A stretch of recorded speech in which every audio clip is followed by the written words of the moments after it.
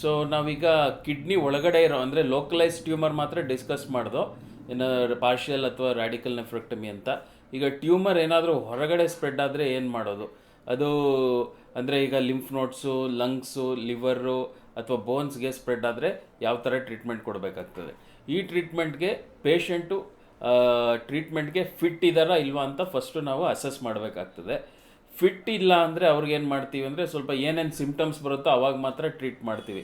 ಇವರು ಯಾಕಂದರೆ ಇದು ಫಿಟ್ ಇರಲಿಲ್ಲ ಅಂದರೆ ಅಗ್ರೆಸಿವ್ ಆಗಿ ನಾವು ಕೀಮೊಥೆರಪಿ, ಇಮ್ಯುನೋಥೆರಪಿ ಅಥವಾ ರೇಡಿಯೋಥೆರಪಿ ಮಾಡಿದ್ರೆ ಅದರಿಂದನೇ ಅವ್ರಿಗೆ ಜೀವ ತೊಂದರೆ ಆಗೋ ಚಾನ್ಸ್ ಇರುತ್ತೆ. ಇಲ್ಲಾಂದರೆ ಕೆಲವು ಫಿಟ್ ಇರೋ ಪೇಷಂಟ್ಗೆ ನಾವೇನು ಮಾಡ್ತೀವಿ ಅಂದರೆ, ಈಗ ಹೊಸ್ದಾಗಿ ಇಮ್ಯುನೋಥೆರಪಿ ಅಂತ ಎಲ್ಲ ಬಂದಿದೆ, ಸುನಿಟಿನಿಬ್ಬು, ಸೊರಾಫೆನಿಬ್ಬು ಮತ್ತು ಪೆಂಬ್ರೆಲಿಜುಮ್ಯಾಬ್ ಅಂತ ಹೇಳ್ತೀವಿ. ಆಮೇಲೆ ರೇಡಿಯೋಥೆರಪಿನೂ ಕೊಡ್ಬೋದು.